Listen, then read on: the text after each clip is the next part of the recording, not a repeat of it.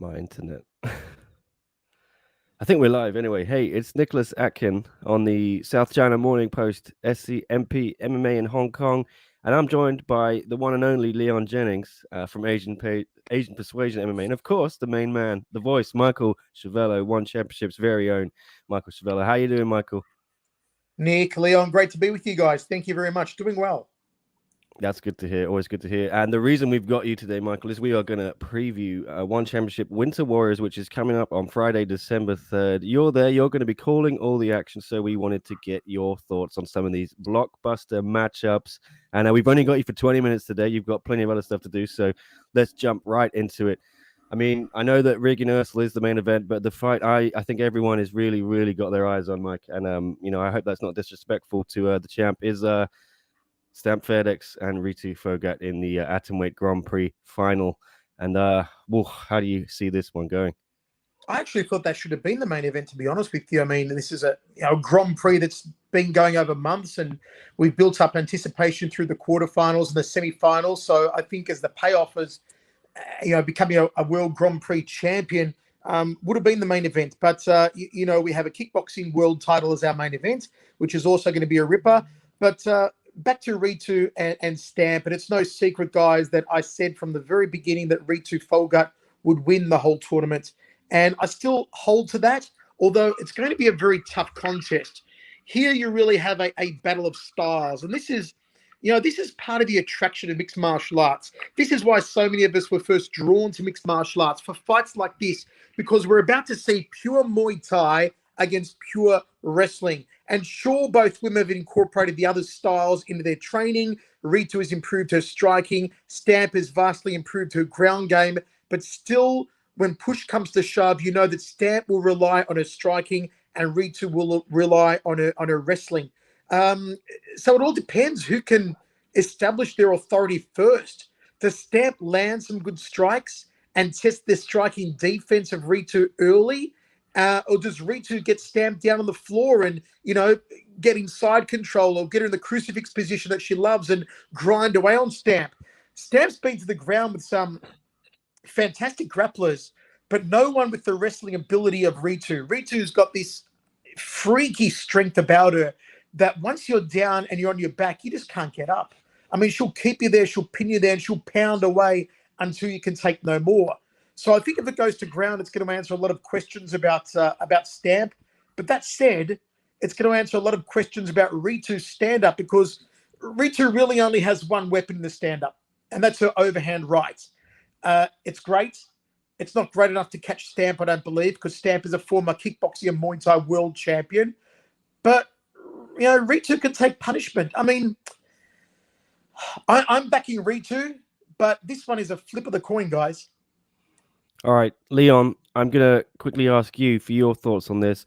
And I do have to change my Wi-Fi, so I might dip out briefly, but I'll let the man himself, Leon Jennings, take the floor. Well, I think this is possibly one of the best matchups we could have hoped for in the final. I think we've got two girls with similar experience, both 7-1 records. Both their losses come with a bit of controversy. Like you say, it's a striker versus the grappler. Both very humble. There's been a little bit of trash talk between them, I think where they're just trying to implement themselves before the fight. As far as prediction goes, I think normally in this kind of fight, I'd normally favour the wrestler, because I think the wrestler just tends to find an advantage and it dictates where the fight goes. But I just find it difficult to doubt Stamp, because she's just as impressive as Ritu has been in her MMA career. Stamp just has been so impressive. The way she's developed her ground game in such a short period, I think, has been phenomenal. I agree with Michael. I think she hasn't faced anyone like Ritu, who's got that takedown, who's so good at it. I just think, I'm almost on the fence, because Michael's here. I'm going to give a little edge to Stamp. I just think Stamp might just be able to use her clinch and her Muay Thai just to keep the distance and hold off from Ritu taking her down. But it's just going to be really a case of who can implement their game. Can Stamp keep it on the feet? Can Ritu get it down to the ground? But I just can't wait. I think I agree with Mark as well. Could have been a great main event. Yeah, I think you make a really interesting point there, Leon. In similar records, and it may you look at how both women have progressed in their careers, and it's been amazing. They've progressed in such a short amount of time. I think Ritu first fought mixed martial arts in only 2019, so it's been like 2 years only, maybe 2.5. So her progression has been phenomenal, but Stamp's progression has been outstanding. I mean, she is one of the most fast progressed athletes I've ever seen in mixed martial arts history. It's incredible what this young lady, this young Thai, can do on the ground, adding to her stand-up. And it's going to be interesting to see over the last couple of months since the semi-finals how they've developed even more. And this really intrigues me. It's going to be a phenomenal match. Okay. Before Ritu fought B. Ewing, she was my dark horse. Then she lost, although I do believe she won that fight. Although even if she'd won the fight, the third round was a bit concerning, how much she gassed, and we'd never really seen that from her before. But the way she's come back from that and how impressive she's looked from that has, sort of acknowledged, made your prediction of Ritu winning it even more justified. I've got to say, Leon, my prediction of Ritu from the very start, and this was months before the public was even aware that this tournament was going to happen, wasn't for any technical prowess, to be honest. It was, as I've said in the past, because of Ritu's heart and determination, the ferocity of her grit and determination, I believe, is levels above everyone else. It's almost it's a take no prisoners. She will die to get this world title. Ritu carries a photo of the World Grand Prix Championship belt on her home screen on her phone. She looks at it all the time. You will not find a more fiercely determined competitor than Ritu Phogat. But that said, if someone had to place second in the ferocity, the determination stakes, second to Ritu, it would be Stamp. And I think that's the greatest strength that both these ladies have going for them. Aside from the technical aspects, they are both ferociously determined to win this. And to me, that's what sets them both apart from every other competitor in this Grand Prix tournament. Nobody wants to win this thing as much as Ritu. And then I believe second, only just Stamp. Okay, Michael, you were on the call. There was a pre-fight face-off interview between Ritu and Stamp, and the champ herself, Unstoppable Angela Lee, dropped by. That video is on our channel, so people can go and watch that later. But just give people a sense of what Angela said. What was her reaction to the two fighters that are coming after her belt? Well, this was interesting because when Angela popped on the screen and we brought it in as a surprise, and Ritu and Stamp did not know she was going to pop up, and immediately they were almost gushing over the world's champion, Angela Lee. And I know this was a tremendous amount of respect shown to Angela, deservedly so, but it also did worry me just a little bit because one of these two ladies, Stamp or Ritu, will have to face Angela next year for the world atomweight title. And the way they were gushing over Angela leads me to believe that subconsciously they don't think they're on the same level as Angela. And I don't believe you can approach a match against the champion with that mindset. Stamp called Angela her idol. That's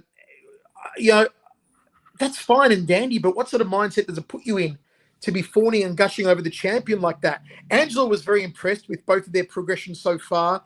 And, she enjoyed the respect that was being shown by both women. Didn't want to get into any smack talk, which is great. And she was looking forward to fighting either one of them. I didn't get a sense from Angela that she wanted to fight one style in particular over another style. But I was just a little concerned that maybe these two young up-and-comers who are shooting for their shot at the champ this Friday night are maybe a little, is intimidated the right word to use? I don't know. It would have been a different story if it was Denise versus Meng Bo in the final and Angela Lee come on the call with them.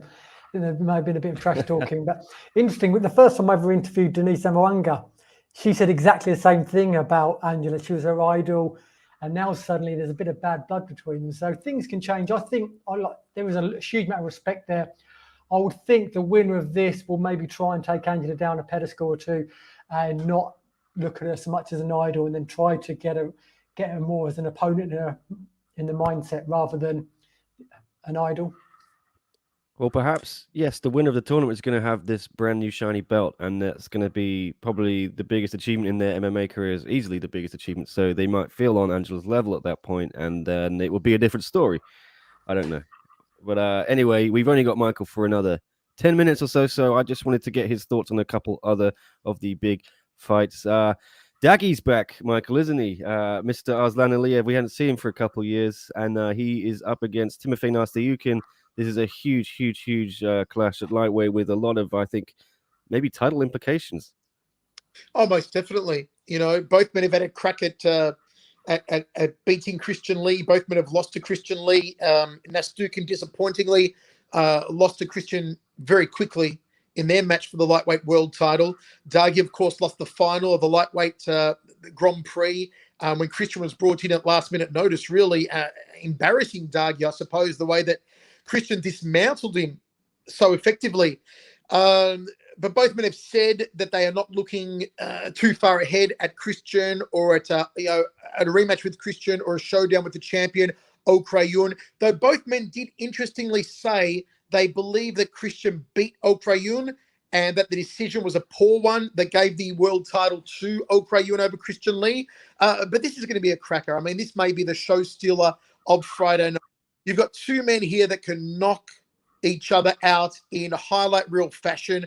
Two ferocious competitors, two very good records. They know each other well. This is one I'm really looking forward to. For a lot of people, guys, this will be the showstopper. Leon, how are you seeing this one going? Last time we saw Dagi, he was kind of down on the canvas, after the Christian Lee fight. He was exhausted. I think they were both just so exhausted, and he had been sick in Tokyo, and I think he had to be helped out of the cage. But it's been a while since we've seen him, man. What are you expecting from Dagi?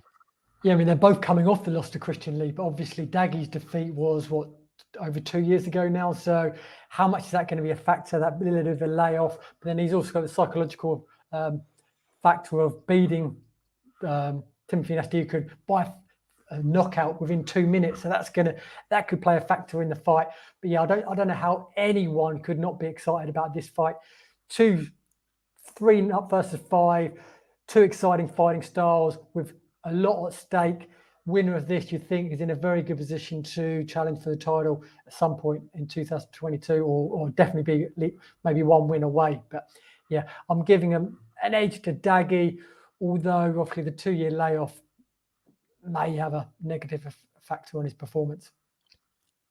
Yeah, well, I can't wait to see that one, and I think a lot of fans can't wait to see either. But also, another big MMA fight I wanted to get Michael's thoughts on while he's here is Kang Jiwon is back, and he's up against Marcus Buchecha, who made an excellent debut, I think, about a month ago. These events, I'm losing track of when they were actually recorded and when they were live, but he was very impressive against Anderson Braddock Silva with the first round submission, I think it was, the North-South choke. Bit of a different prospect now, though, Michael. Kang is a big boy. He hits hard. We've seen him knock out Mehdi Baji and Amir Ali Akbari. Is there anything Kang can do to stop Buchecha's ground game? And, do you think the winner of this is the next challenger for the champ at heavyweight? Well, Kang is 5-0, and he's knocked out all 5 opponents, and he's knocked out everyone so far, and he's short but very impressive one career. I thought he would have gotten the title crack already off those 2 performances, but it went to Anatoly Malikin, as Chatri announced, to take on Arjan Bula. That aside, I think that should Kang beat Buchecha, he definitely, there can be no one else more deserving of a title shot. To beat Buchecha, though, he's going to do one thing, stop the takedown. If it goes to ground, it's all Buchecha. The fight's over. You cannot possibly argue against that. It's Buchecha's world. But if it stays standing, Buchecha did well to get Anderson Braddock Silva down to the ground and finish him. But I think in mixed martial arts, Kang hits harder than Braddock Silva. And we've seen that. He can starch opponents with one blow. And if he lands flush on the jaw of Buchecha would have never felt anything like that before in his career. It's only Buchecha's second mixed martial arts fight. And no one's tagged him cleanly on the jaw yet. And this Korean hits hard, and you stay hit once he tags you. Again, a contrast of styles. It's really, can the Korean keep it on his feet, and how quickly can Buchecha get it down? Intriguing match. if Buchecha wins, I don't think he gets a title crack yet. I could be wrong. There's a lot of heat in the heavyweight division, but certainly if the Korean wins, I think he does deserve a title shot. Okay, Leon, can you weigh in on this? How do you see this fight going? Is Kang kind of being overlooked by a lot of people here? I think it's a difficult one to call just because we didn't really see a lot of Buchecha in his debut. He's only fought once, and he fought a striker who hadn't fought in MMA for several years. And it was a friend of his, and he obviously got him down. And then once, like Michael said, once the fight's on the ground, Buchecha's just it's in his world. So it's still a little bit of unknown. We don't know about Buchecha yet. And like I say, Kang has looked brilliant. Like I agree with Michael, I thought he may have got the title shot ahead of Anatoly. I think they're both kind of equally deserving of a title shot. For me, this is a very difficult one to call. But I would say, even if Buchecha wins, I think the winner of this probably deserves the next title shot, because if Buchecha does win, he's kind of beaten the next guy in line to fight the title, and he's fought. He's just fought the one of the best guys in the division and beat them. But it also depends if he wins, how he wins, how dominating he looks. Kwang's got that X factor about him too, guys. I mean, you look at him and he just looks like he just doesn't look like a guy who should be fighting for a heavyweight title anywhere in his career. He doesn't look impressive as a physical specimen. And that's why people continue to underestimate him. And maybe he doesn't have a huge skill set, and perhaps we just haven't seen it yet because he's clobbering people with his hands. But that's the X factor for me. I mean, how much more can this guy do? Does he continue to upset people? And there are a lot of people that would say that if he beats Buchecha, even though it's Buchecha's second only mixed martial arts contest, given Buchecha's decorated BJJ career as one of the greatest of all time, a lot of people will call this an upset if the Korean does beat him. So it's an intriguing match. I think it's going to kick off Friday night's live card, which will be interesting as well. Great way to start the night.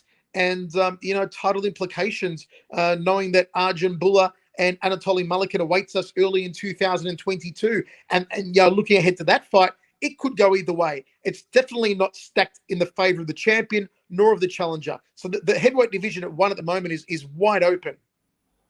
Kang won as well. His 2 wins in one have been against grapplers, albeit wrestlers, not a jiu-jitsu star like Buchecha. So he's going to have that bit of confidence knowing that he's faced grapplers and managed to, particularly the first win against Mehdi Baghi. He was losing that fight. He found a way to get his... I will say, though, he faced 2 guys who were ridiculous in their approach. 2 guys who chose to want to stand and trade with him and test their mettle in the striking rather than look to take him to the ground. And I don't believe Buchecha is going to be that stupid.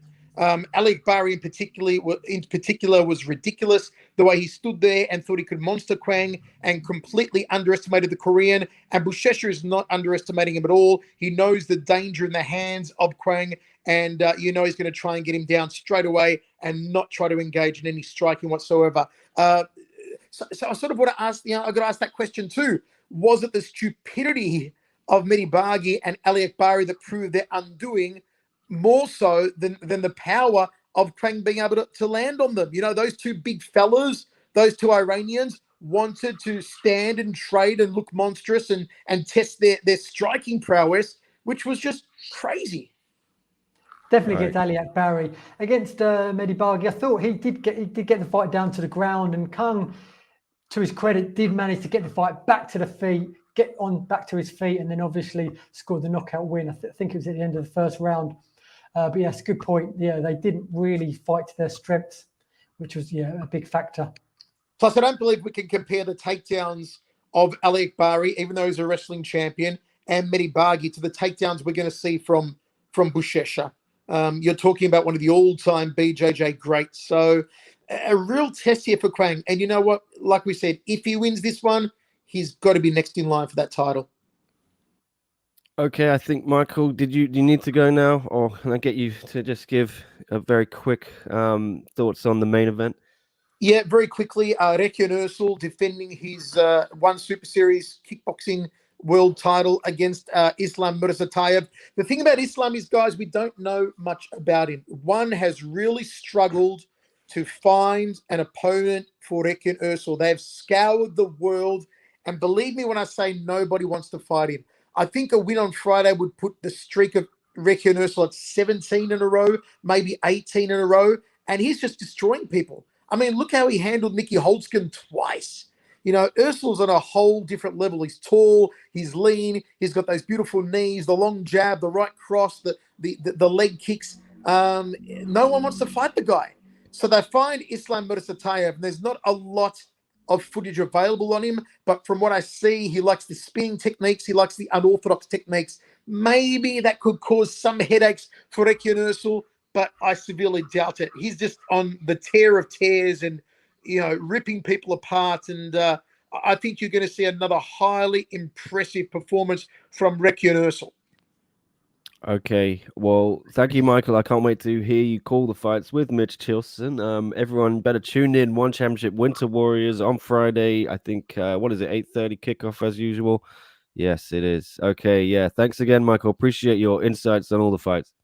Thanks, Leon. Thanks, Nick. See you next time, guys. Michael. See you, mate. All right. And then there were two. And we've still got a few other fights we can talk about. But yeah, some good stuff there from Michael. I found the stuff about Angela Lee quite interesting as well. Yeah. Given he was on the call with them, saying that Ritu and Stamp were perhaps a little bit too deferential. I just watched it about an hour ago. Yes, there was a lot of respect between the three of them. Yeah, interesting. Maybe they are playing possum, and I'm you know, Angela, she's talked trash in the past, and she said, you know, I don't want to create drama that's not there, but Angela won't be afraid to mix it up. If I think if you know, if Ritu won, Ritu might be a bit more susceptible to talking a bit of trash. I don't think I've ever heard Stamp talk trash. She just a little bit. She sort of well, she tends to hit back a bit like Angela. That she tends to hit back opponents. They say, like she said, Ritu's striking isn't very good. She hit back at Julia Mezababa, who said she didn't have very good striking. But I think there is a lot of respect there. But like Michael said about Ritu and Stamp, how hungry they are to win. Whoever wins this, they're going to be hungry to beat Stamp. So they're going to put their idolization. idolization, that's the word, to the side, and they're going to go in there and they're going to fight for their lives. So it's I think it's nice. I mean, I love trash talk and I love respect. I love it all. So it's nice to have not every fight needs one or the other. It's nice to have a mix. And you could say there's maybe too much respect, but yeah, maybe. I don't think it'll be a factor in the fight. I think come fight night, all respect will go to. So we've seen it before, respectfulness, friends fighting, teammates fighting. They always tend to put it to the side for 15, 25 minutes and go to war. Absolutely. And we have got the odds here for the fights. I'll bring the Fanatics browser on screen and we can see our picks. Gordon asked the question whether Michael will bring back the voice versus yes, you did miss him, but Gordon, I think I'll try and get Michael again after the fights. So maybe on Saturday or Sunday, something like that. Maybe next week, because I think, you know, they'll have a lot of downtime. They might be in Singapore for a few more days. I think we've got Winter Wonderland 2 next week. That's a stacked card as well. Yes. Is it? Yes. I wonder if we have time. Would he have time to speak before Friday so we can actually speak before the fight? Because he has done it before after the fights. Yeah. I'll try and get Mike back. He's obviously a busy boy fight week. Yeah, I was trying to get him for tomorrow to do this show because I did want our buddy Chris. Chris can only do Thursdays, so I was hoping Chris could join us as well. But I think they're busy tomorrow with prep for the show, so maybe we'll see. Maybe Friday morning. I don't know. But yeah. Gordon saying, good to see you guys back in action. How's life in Hong Kong and Bali as far as COVID restrictions go? Over here, same thing, Gordon. Nothing new. We're still essentially cut off from the whole world. If you leave, you have to do, quarantine in a hotel for 3 weeks from most countries, 2 weeks from others. Not great. They are thinking about opening up the border with China, I think, but it's not very positive. I'm trying to stay positive, but I'm actually going to fly back to the UK in a couple of weeks, so I'll be doing the 3 weeks hotel quarantine at some point in January, I think. Leon, how's Bali though? Yeah, not a lot different. I think doesn't seem like the police are being so strict with masks outside, which is a good thing because wearing a mask outside is a bit pointless. I think we can all agree on that. But more, I think it's just rainy season, so it's just raining every day at the moment. So that's more of a pain for me at the minute than COVID. Leon doesn't like the rain. All right. Well, it's not so bad if it's warm, but if you're out and about on your bike, it can suddenly pour down. Well, there were a couple other fights we didn't talk about there. So maybe we'll look at those quickly, and then we can maybe just have a scan of the odds for some of the other fights we already talked about. But here you go. I'm interested in this one. Qian Liang against Hiroki Akimoto. Tank he's got a big reputation coming out of China. I think one very excited about this guy, and Akimoto himself is ranked number 3 in that bantamweight kickboxing division. I think he's one of Chatri's boys. You know, Chatri loves this guy. It's going to be a huge clash here. Me and Tom have gone for Drake, Chris, and JHK with Akimoto. The odds favor Akimoto, the man from Japan. So, Leon, how much do you know about you? Because he's a bit of an unknown quantity here. Bit. He's obviously a superstar in China. I think he's their number 1 kickboxer. It's interesting. He seems to have 2 different heights. So I'm not sure if he's it's different heights for different days of the week. Yeah. But yeah, he's fighting number 3 guy. So it reminds me a little bit of last week when Osama Pet fought Ritu Phogat. Obviously, one championship debut, fighting the number 1 guy, the ranked guy, putting their ranking on the line against the one championship debutant with a big name. So that's a big risk on their behalf. So I think I'm going Tank. But again, tough matchup. Number 3 guy fights out of Evolve. He's 4-1 in one championship. Akimoto it's a tough debut. I think Tank's very aggressive. Akimoto's a bit more conservative, so it's going to be a battle of the styles. Absolutely, I'm really looking forward to this one. I spoke to Q a few months ago when he first signed with One, and he's an interesting guy. Yeah, he's fluent in English. He's studying for a degree at Loughborough, which is quite a prestigious university in England. A lot of the sports stars who come through the sports system in England all go there. Interesting dude. Very smart guy. So and a little bit of bad blood as well. We've seen this a lot lately. Not really bad trash talking, but just a little bit of niggling, sort of saying, "Oh, you haven't fought any big names, and I'm going to show you a thing or two." So, which I quite enjoy.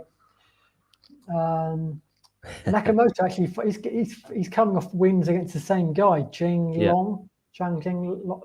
Yeah. Jing Long. Both missed decisions.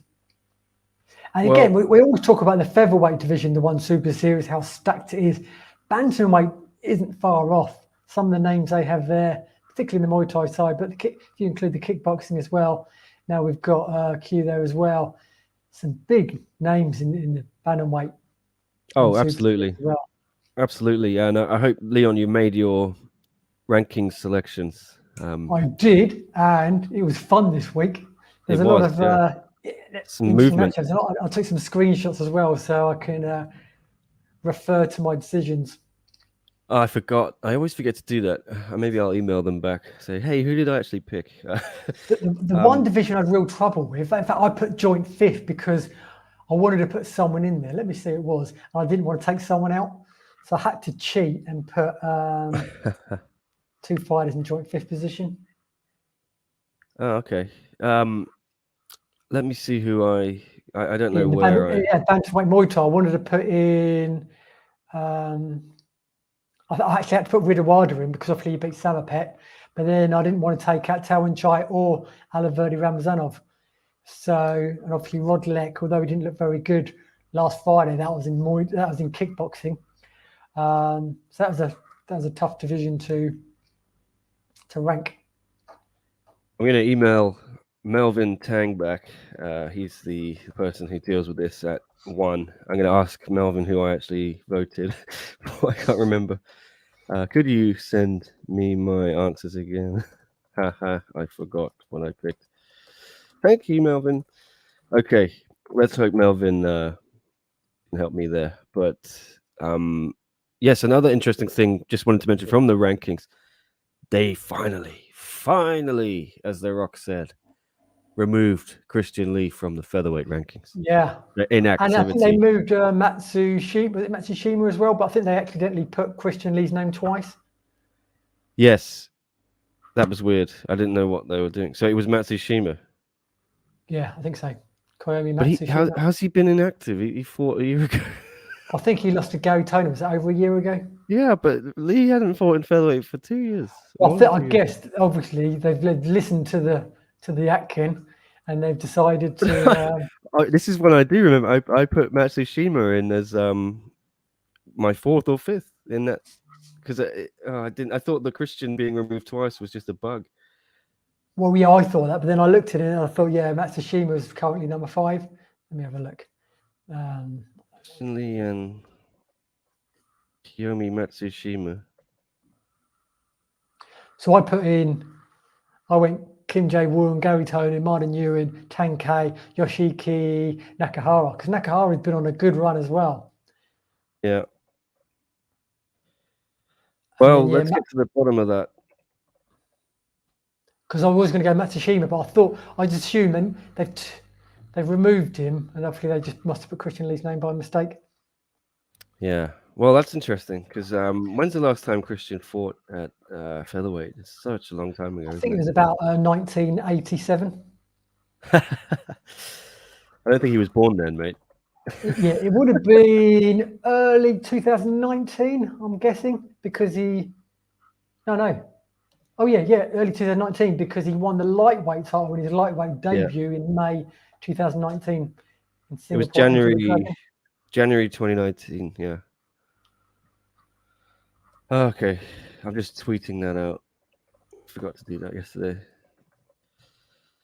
And then we will resume our preview. Okay. What did you do with the bantamweight division? Where did you put Jared Brooks?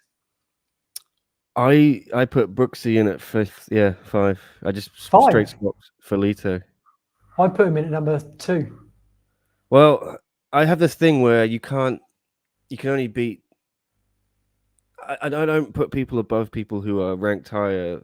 So if someone's ranked higher than Lito, if Jared beats Lito, that person above Lito shouldn't deserve to lose their ranking just because someone below them beats someone below them. You know, I have a bit of. Yeah, but it's the way he did it. I think otherwise you've got a ladder system, haven't you? In a ranking system, you've to look outside the box a little bit more. So I put him at number 2 behind Little Giant and ahead of Yatsuki Saruta, and then Alex Silva and Hiroba Minowa. Yeah, I mean, I wouldn't argue with you there. Sometimes I do think about these things far too long and who I should put where, but Melvin's already got back to me. Okay. That's quick. Melvin's on the ball. That's service for you. That is service. Thank you, Melvin Tang. All right. So who did I go for then? What were we talking about? Bantamweight. I did. That's kickboxing. Can't see it. I got. You mean strawweight? Sorry. Yeah, strawweight. Yeah. Okay.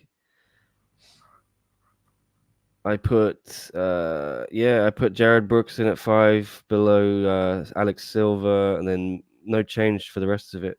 You know, I'm kind of regretting that now. I probably should have spiced things up a bit. Pretty boring from me, but yes, Christian Lee removed from the division in featherweight twice. It seems 4th and 5th. So I put Matsushima 4th, Tang Kai 5th.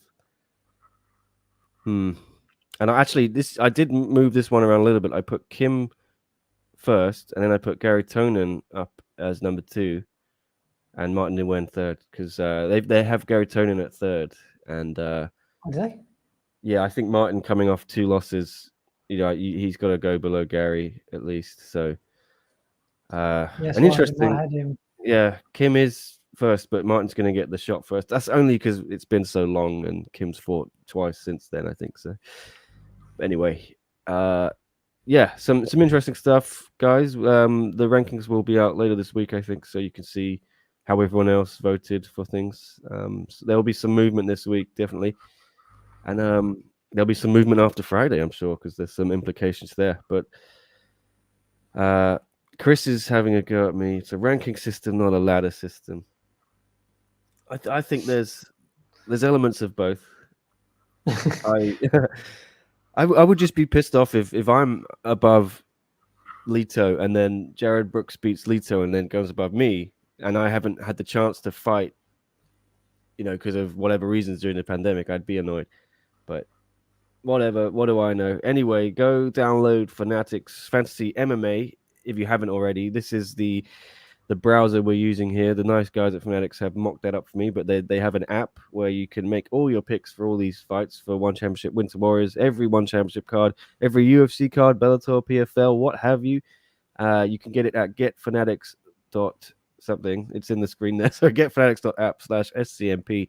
And then you can join our group, make your picks against us. And you can make your own groups with your friends. It's really fun, little companion thing for fight nights and things like that. Join it, yeah. Help out the boys at Fanatics, Fanatics Fantasy MMA. All right, and moving on, we had another fight quickly to look at. It was I think Michael thought that the heavyweight bout was going to kick off the card, but yeah, we've got Yuya Wakamatsu. Yeah, maybe Michael's got some insider information there, and they flipped the order a little bit, but it looks like it's going to be Yuya Wakamatsu and Hu Yong gonna kick things off. And now this is a very, very interesting fight, isn't it? Some implications there, I think, at flyweight MMA.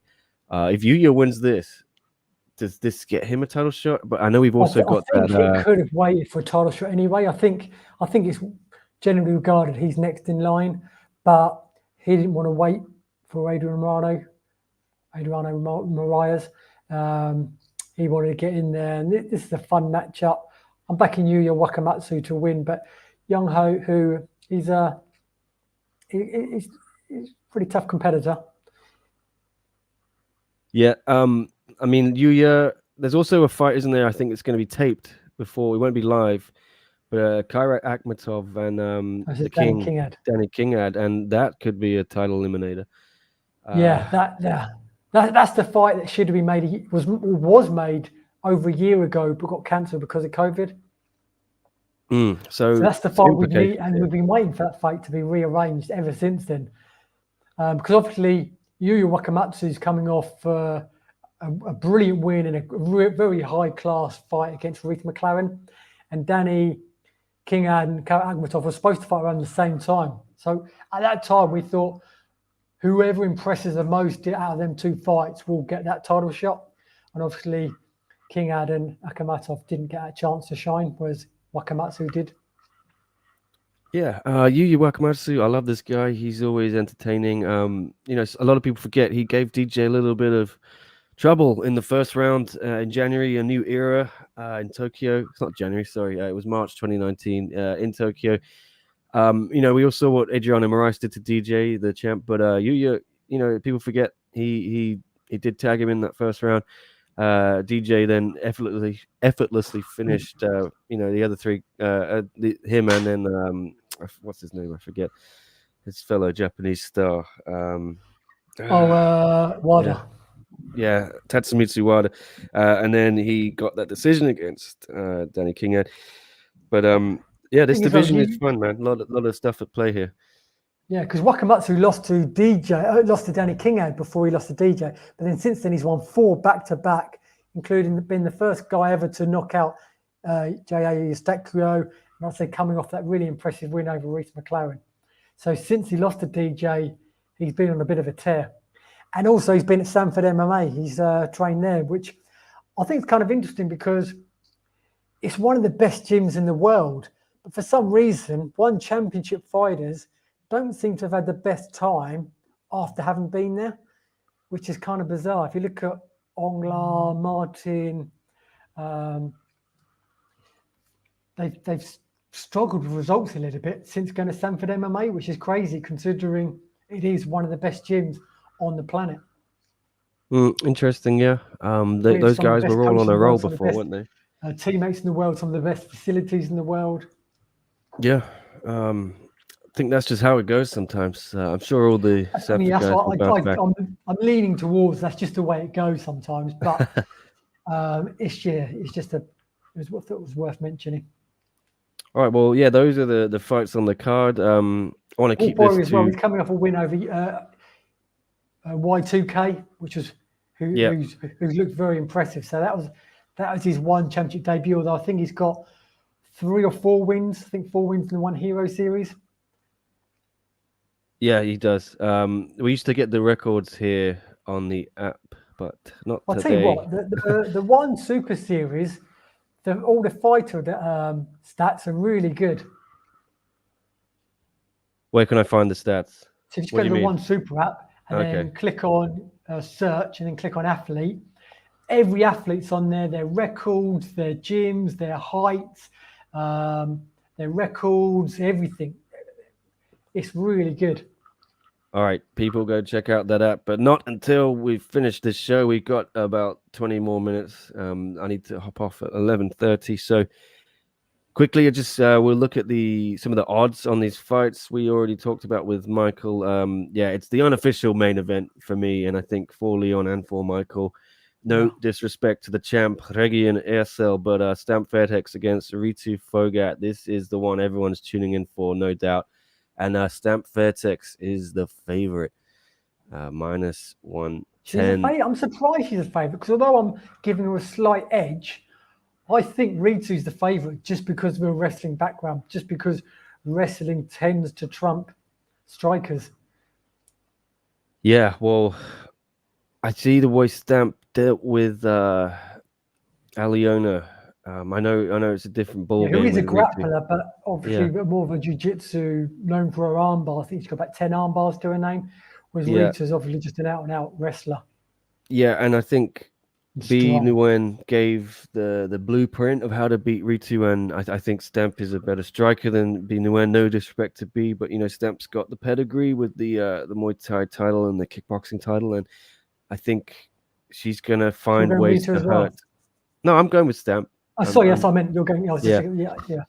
So Drake, Mr. Riggs, and myself have picked Stamp. Tom Taylor, Chris, and JHK are on Team Ritu. I'm going to have to sign up with Fanatics this week before the card. Yeah, just tell me when you have, and I'll get on to the guys to add you in. I've told them to remove these non-picking people in the middle here. Michael, Andrew, and Jasmine, and Matthew Scott's already gone. Kick them out. If they're not going to pick, we're not going to put you on the screen here. But Leon, if you want to join the fun, please get involved and make your picks for this show. Yeah, it's about time. And, cool. Can you hear the rain in my microphone? It is a little bit. Is it? Oh wow. I can hear. I keep hearing cars or motorbikes going by, but I don't. You're in your hostage room, right? You're not outside.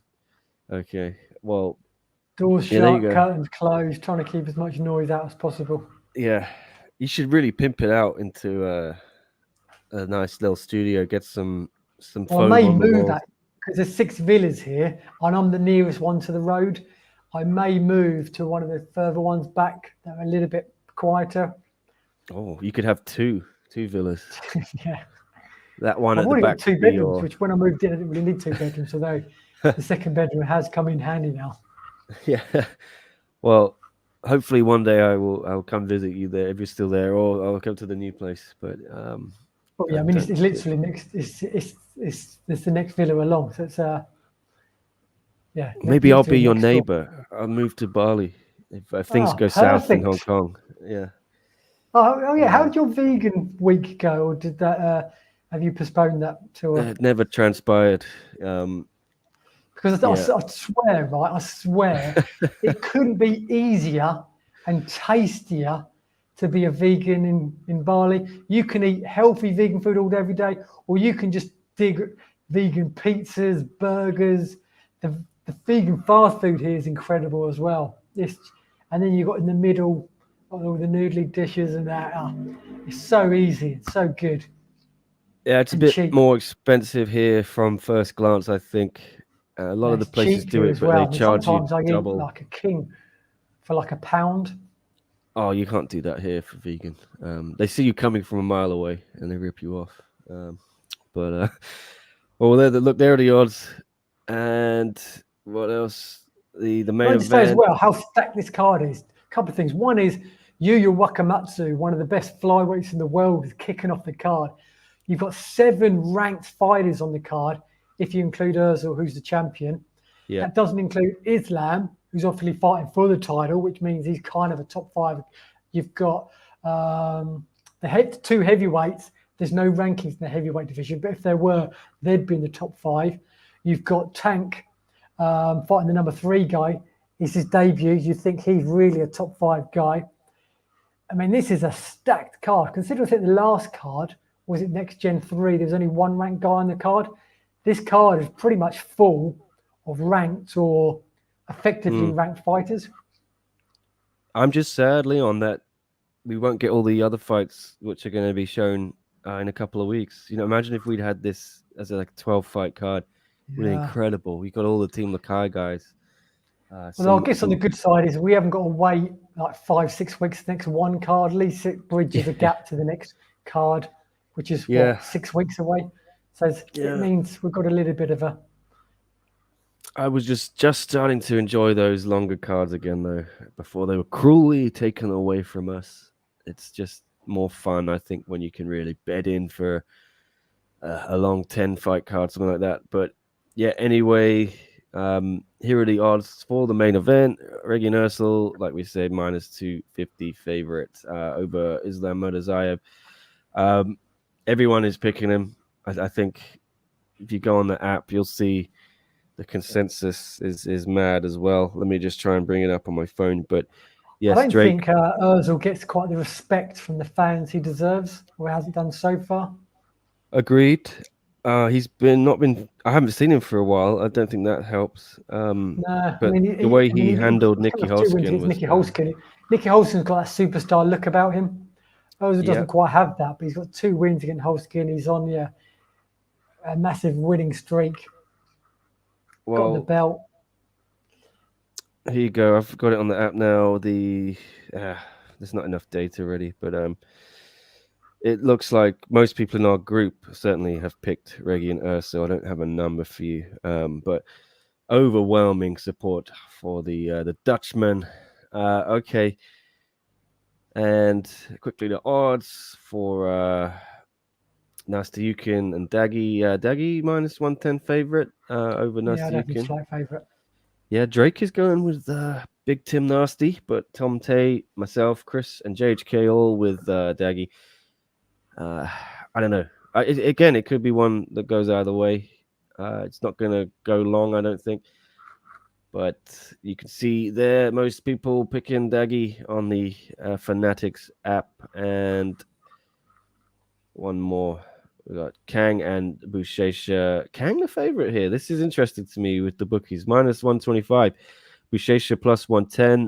But only JHK is picking Kang, and that's because he's biased with his South Korean brother. But Drake Riggs, Tom Tay, myself, and Chris all with Marcus Almeida, the 13-time Brazilian Jiu-Jitsu champion.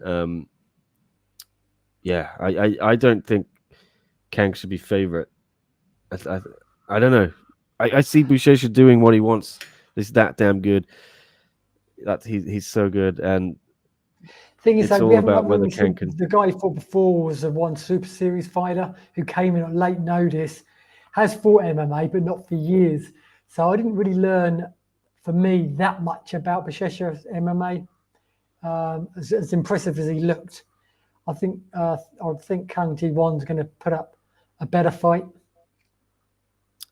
Okay, cheap plug from Dylan Balker.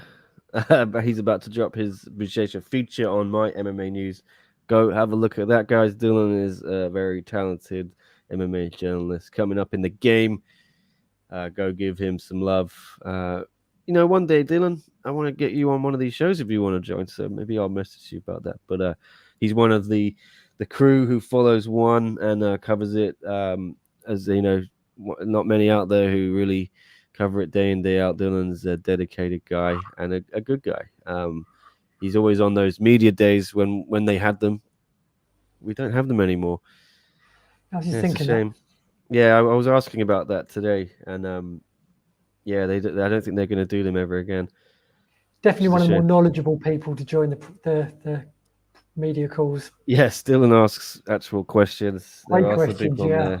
there who ask silly questions, but I think that's why they don't want to do the media days a little bit, because there's not enough knowledgeable lads like Leon and Dylan. R.I.P. media days. And they just couldn't pick half a dozen people to join them, and then they'd Yeah, be just make it shorter. shorter, and they'd just be more fun there, better questions. Yeah, sometimes I want to ask more than one question or whatever, but they always say keep Yeah. it to two. But then you've got to sit through some gas bags just asking stupid stuff, and yeah, I can see why the fighters don't like answering silly things. But R.I.P. media days, indeed, I enjoyed them. Yes, I think I was told there will not be any more, and it kind of sucks because I love Michael. We had him on the beginning of the show, but he's now doing all the interviews for pre-fights, and sometimes I want to ask questions before the fight, and I don't get to. It sucks, man. But we'll see. Don't want to complain too much. But Chris says, are they getting rid of virtual media days, or will they return if it's in person? Yes, they will return if it's in person, but when is that going to be, Chris? That's going to be 2023, probably, at this We'll all rate. be old men by the time that Yeah, happens at this yeah. rate. Yeah, Dylan will have overtaken us as like the main man in One Championship Media, the young buck. I don't know. Yeah, that's what they said. Once we're back in person, we can do all that stuff, but I don't see that happening at least until the summer next year, which sucks. Anyway, go download Fanatics if you haven't already. It's a great app, and yeah, that about does it. Also, give us a like and a subscribe if you haven't already. Here is all the information in the yellow scroller, ticker, whatever you call it. We're on Twitter, Facebook, YouTube, Instagram. It'd be great to get past 22,000 or 23,000 subs. I can't remember where we're at the moment. Yeah, 21,400 at the moment. So great to hit 22 by the end of the year. Got 5 minutes or so if anyone has any questions. I think Chris asked one. I did just want to comment on something I just saw. Kevin Lee's been released by the UFC. Yeah, it's a good point to bring up. Yeah, I wonder if he's going to have a lot of offers, whether he could maybe end up at One Championship. Yeah, I mean, that's a nice little segue, Leon, you've made there to shoehorn it into the theme of One. So I like that. Yeah, could Kevin Lee turn up in One? And that's my first thought. That's interesting. Yeah, he's very He's talented an guy. interesting guy because he's kind of too big for the lightweight division, too small for the welterweight division. Obviously, One has a different weight division system. So, I mean, if he went in the welterweight division, though, he'd be fighting 185 pounds, but wouldn't really have to cut a lot of weight. But then, obviously, there's not a lot of competition to get a title shot to win the title. Whereas if he went in the lightweight division, he would be fighting, I guess, 170 pounds, but it's stacked. So it'd be interesting. If he did, and it's a big if, obviously, it'd be interesting to see which division he goes for. Yeah, like this from Dylan. Lee squared, Christian versus Kevin. I think he'd be a good addition. And if One wants to build out that welterweight, would he be too small for that? I'm not sure. Someone do the maths. James Nakashima, that kind of size. He's quite a small welterweight, but obviously dropped down lightweight, lost to Shinyueki. But it's a quicker route to the title in the welterweight division.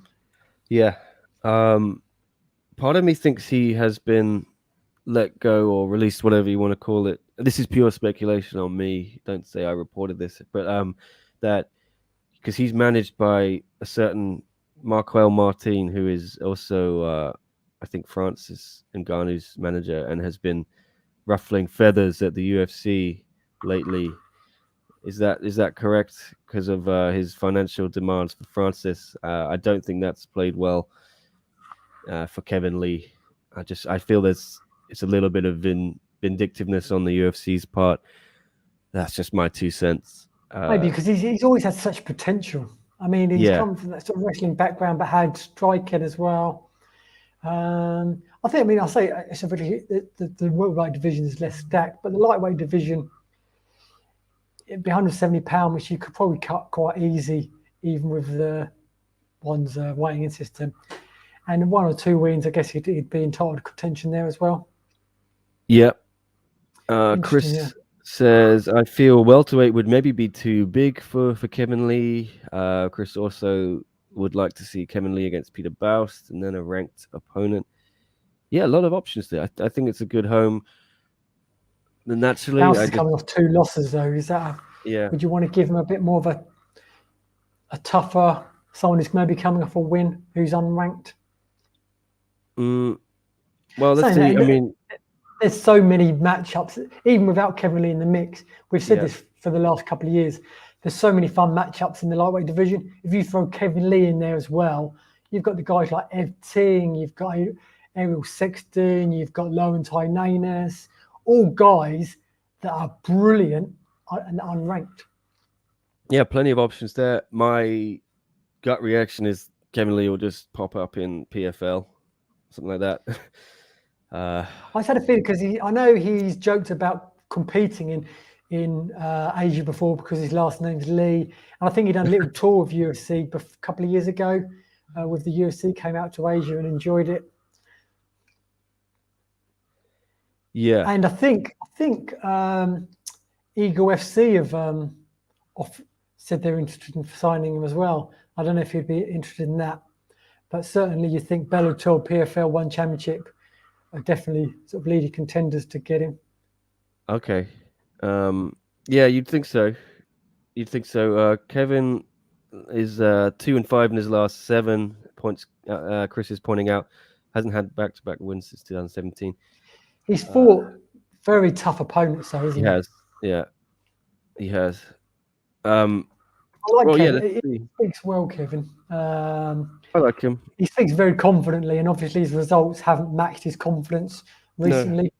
No. He's another one, but something MMA before. He's gone over to TriStar in Canada, in Montreal, I think, trained there, and hasn't had the results really since going there. Although he had that spectacular head kick knockout over Gillespie. Yeah. I do think that if one wants to push into the US, like we know they are doing, and hopefully Kevin Lee's a good name, yeah. Yeah, he's someone with a bit of name recognition that I think UFC fans will tune in for. He's been too small for the UFC welterweight division. Struggled to make weight in the lightweight division. Yeah. Yeah. I think that'd be a good pickup for one. So Chatri, I think Chatri's in Qatar for the leadership conference, but Chatri, get on the phone to the Motown Phenom. Get it done. All right. I think that about does it, unless anyone else has anything they want to ask. Yeah, I want to get to the gym. I'm meant to start work at 2 p.m. in a few hours, so let me eat some breakfast. Leon, thank you very much for joining us, and it's been a pleasure. You in for the Fight Companion on Friday? I sure will. Okay, yeah. What day is the day? Wednesday? Yes, I think so. That's only 2 days away. Cool. Yeah. So we'll have the Fight Companion on Friday night about 8 p.m. We might get it started up, and we will have. I'm putting up a bunch of videos over today and tomorrow as well. Some of them, they all dropped about midnight last night. These ones with Michael Schiavello. So I put up a couple, but then I had to go to sleep.